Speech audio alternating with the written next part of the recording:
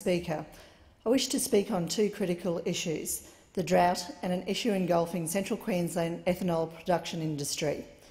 Firstly, this morning the Prime Minister announced a $320 million drought relief package. This vital package will help people who are suffering from a crippling natural weather disaster. I commend the Prime Minister and Agriculture Minister for overseeing this package. Part of it relates to the important area of mental health. It recognises that this drought is having a significant impact on the mental health and well-being of farmers, farm families and communities. The Australian Government is providing $10.7 million to support social services in this area. Depression is rife on the land, but many blokes don't admit that they're depressed. I encourage farmers who are under enormous pressure to make sure of this latest government help. You're not a wuss if you get help for depression. It could save your life and help your family. Madam Speaker, the second major issue I wish to bring to the attention of the House refers to the production of bio-ethanol in my electorate of Capricornia. In the sugar town of Sarina, there is a great fear that jobs are under threat because the local ethanol plant could be forced to close its doors prematurely. Recently, the Bureau of Resources and Energy Economics suggested Australian bioethanol producers could no longer receive an excise rebate. This would save over $100 million. Breed claims the rebate to date has produced little economic, environmental or consumer benefits. They suggest we should simply import cheap foreign ethanol. Madam Speaker, scrapping this rebate would be a huge blow to the Australian ethanol industry. When the ethanol scheme was first implemented, there was no intention of reviewing it until 2021 because it would take that long for the industry to be fully established. Australia has three key ethanol producers.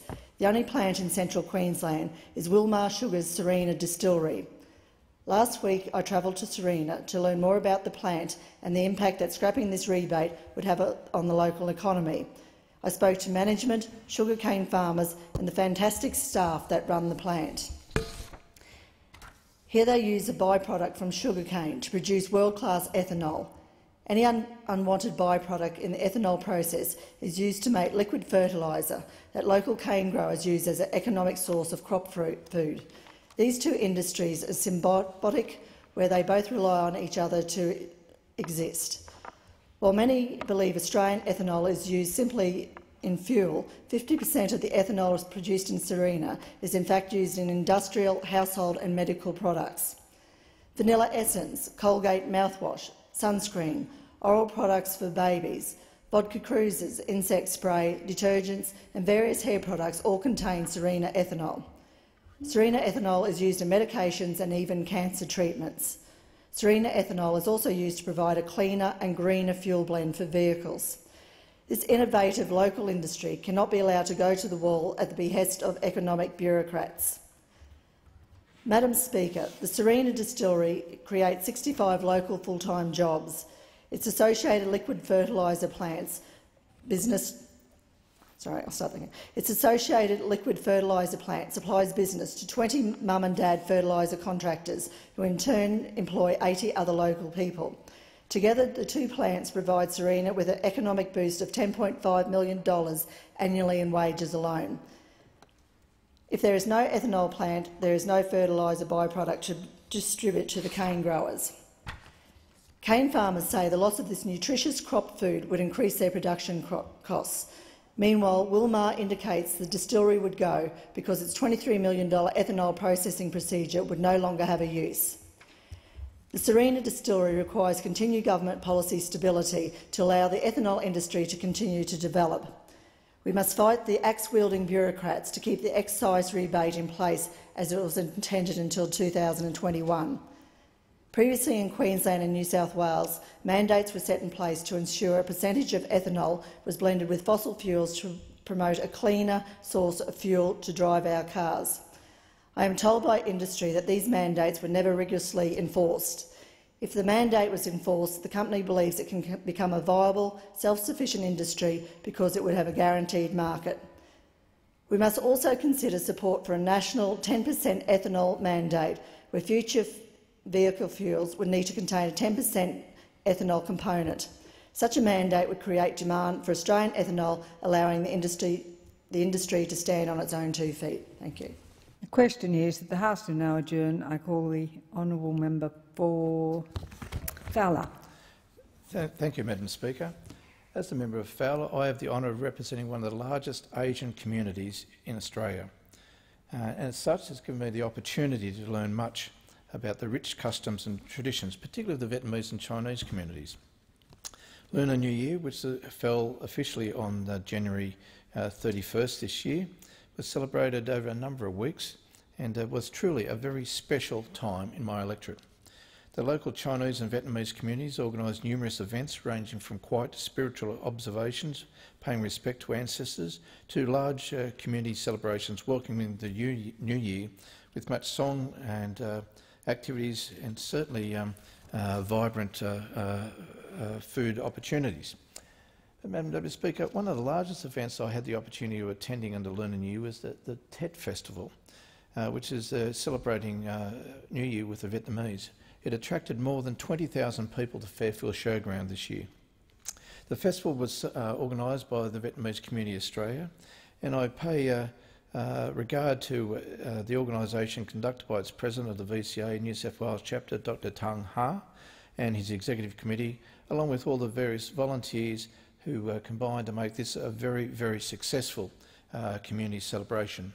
The Tet Festival brings families and communities together to remember the past while looking forward to a bright and vibrant future. Tet is a community celebration that showcases the very best of the Chinese culture and traditions. This is my 4th year of attending the Tet Festival with the Vietnamese community. I was happy that my wife Bernadette and my 4 grandchildren were also able to participate, but they were wearing traditional Ao dress. Madam Deputy Speaker, in addition to attending the Tet Festival, I participated in the tradition of visiting 10 temples in the 2nd day of the New Year. In that regard, it gave me the opportunity to spend time with the venerables, monks and nuns, and talk about issues with them. My local Chinese community was also very active in celebrating Lunar New Year and showcasing some of the rich century-old cultures of the Chinese community. The Australian Chinese Buddhist Society Management Committee, consisting of its chairman James Chan, its president Vincent Kong, its vice president and treasurer Jason Chan, and its secretary Tony Tring, did a great job in making sure the Chinese community celebrated Lunar New Year in considerable style. I'm always impressed by the deep-seated respect this community has for the elderly and those who came before. By the way, this also seems to be observed consistently across the Asian community.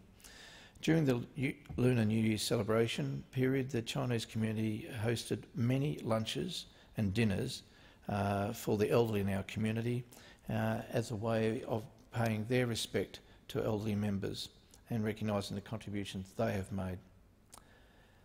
The New South Wales Indo-Chinese Association with Mr Taha Wing, OAM, the Australian Chinese Tao Chou Association with Mr Hung Lee and Frank Chow, OAM, the Australian Chinlin Association with its President Michael Chan, and the Australian Cambodian Chinese Association with Bo Lian should all be very proud of the observances and respectful celebrations they organised for the community. And I'm very honoured to be invited to each of their celebrations.